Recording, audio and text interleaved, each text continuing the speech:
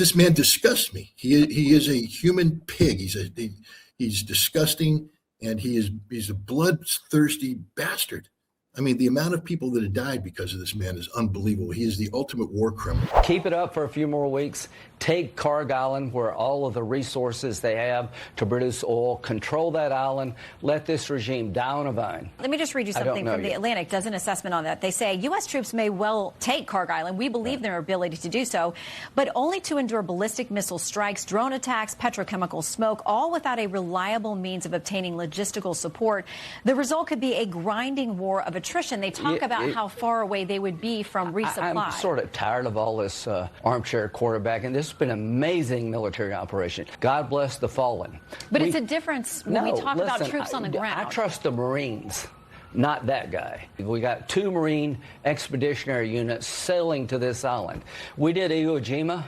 We can do this. The Marines, my money's always on the Marines. A lot to unpack there. But as a Marine, how do you feel that Lindsey Graham is the #1 cheerleader of dead Marines on Kharg Island? Yeah, we took Iwo Jima. Lindsey, you didn't do shit. Real Marines go to the Iwo Jima Memorial, and we look at that and we realize that we lost thousands of Marines on that island. None of them were fat fuckers from South Carolina named Lindsey Graham. All right? Lindsey Graham wouldn't qualify in the Marine Corps for many obvious reasons, which I won't bring up here, but one of which is he probably couldn't do a pull-up in his life, and God forbid he had to go through the Quigley. He'd get his fat ass stuck in the tube and drown, which maybe, Lindsey, why don't you go to Quantico and try and go through the Quigley, and that would be the end of you little fat fuck. He doesn't know anything about anything. I mean, how are we going to get the Marines there, Lindsey? I'm really curious how you're going to do that. Because the last time I checked, 31st MU, Marine Expeditionary Unit, Lindsey, you're pretty good throwing terms out, but you don't know what it means. You don't know what it means to be in a MU.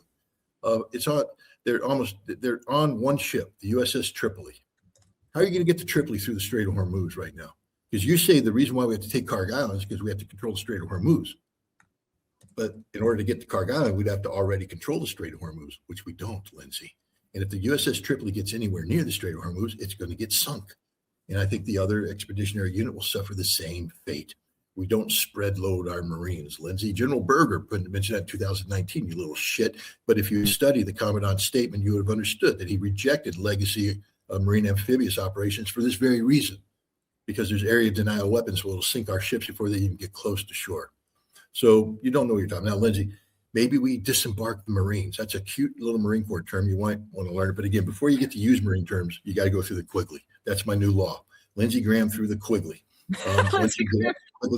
Then you can use Marine terms. But let's say we take the Marines off, and now where are we going to disembark them, Lindsey? I mean, you're the genius. How are we going to get the Marines? They're not going to land on a certain coastline in the Middle East because you can't get near there because the Strait of Hormuz is closed down. So what? We come in through Saudi Arabia, the western coast. I don't know. There's 2 cities there. You might be familiar with them, Lindsey. They're called Mecca and Medina. And I don't think the Saudis are going to be too thrilled about several thousand Marines disembarking and making their way across Saudi Arabia to what? Where are we going to bring them together? Because as soon as we get close to that coast, we come in range of the drones and the missiles that the Iranians have.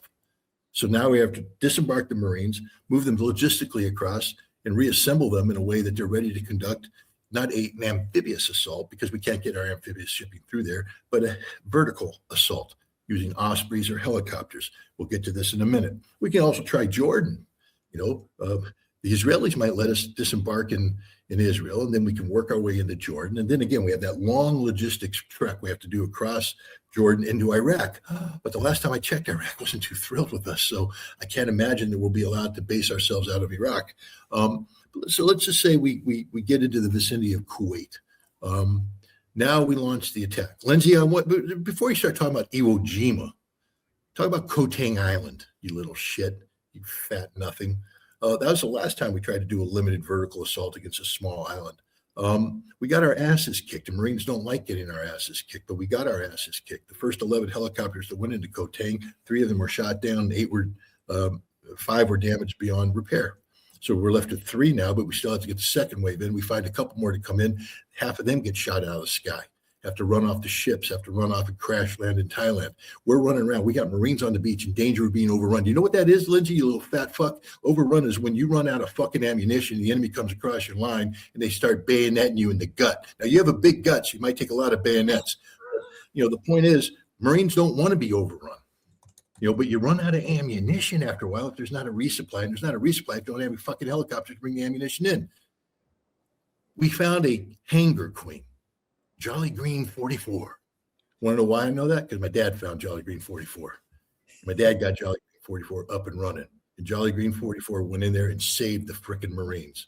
Went in a nighttime operation and pulled 48 of them off the beach. Came back, got more, got shot up, had to limp off to a ship, then the engine broke. Look, you make the repairs you need to make. But the point is, it got the Marines off the island. But you know what else Marines don't like to do? We don't like to leave our dead. We left our dead. You know what else we don't like to do? We don't like to leave our living. We left a 3-man fire team, M60 team, on the far flank. You were in a fucking panic to get off that island, Lindsey. You wouldn't know about it, you fat fuck, because you've never been under fire in your fucking life. Okay, you want to send the Marines in. And here, basically, we went out there and in the confusion, we left 3 Marines who ended up being captured by the Khmer Rouge and executed.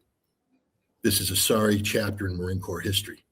Kharg Island will be the same fucking thing because we're going to be going into the gates of hell. As we seek to land, we're going to lose every goddamn one of those Ospreys. They're going to be crashed and burned. Guys swimming in the water, other guys coming out of crawling and trying to consolidate the beach under fire. Now we got to reinforce it, but now you're reinforcing under fire. You don't know anything about this, Lindsey. You don't know anything about the Marine Corps. So stop saying we. You're not one of us. You never did it. You didn't earn the Eagle, Globe, and Anchor. You don't have a right to sit there and talk about creating a second Marine Corps monument glibly. We took Iwo Jima. You know how hard it was to take fucking Iwo Jima? I mean, that's why it's part of the Marine Corps lore. The shit they did. Unbelievable. We don't want to do it again. That's why General Al Gray in the 1980s came up with maneuver warfare. You might want to study that one, Lindsey. The key about maneuver warfare? You don't go where the enemy is. You go where they ain't. The whole idea is to make sure that we don't build another monument. You're talking about storming an island for what purpose? You don't even know enough about Iran's energy infrastructure to understand that what you're saying about the island being the key to Iran oil wealth is just so full of shit. Yeah, right now it's configured as an oil up, but they can change that in a heartbeat. It's just a logistics question. It's not a question of anything other than that. It's an island of convenience. Iran's not shipping that much oil right now anyway, Lindsey, so you're shutting down Kharg Island's not going to shut anything down. They still got their 31 missile cities. You're going to fire fucking missiles from now until forever. And we don't have any air defense, Lindsey. I'll tell you what, if you really have balls, why don't you just go hang out at hang out at Dimona for a while? Because I think it's going to get pretty hot. There's other places you can hang out. I mean, go hang out by a desalination plant. They'll set up a pool and they can fill it up with water so you can float your fat fucking belly in there. This man disgusts me. He is a human pig. He's disgusting, and he's a bloodthirsty bastard. I mean, the amount of people that have died because of this man is unbelievable. He is the ultimate war criminal. I just want to say, I'm a former U.S. Army officer. Of course, Sarah was in the Navy. You're a Marine Corps officer at the field grade, right? You're a major. So for me, the fact that he was an 06 in the chair force and he's talking about quarterbacking, those people who are quarterbacking. Tired armchair quarterbacks, armchair generals. We're like, yeah, like what? He was a lawyer too. Don't forget. He was a lawyer. What the fuck, You're supposed to, at a minimum, know the law of war, and yet he sits there and speaks about committing war crimes. I mean, the man's just a walking, talking hypocrite.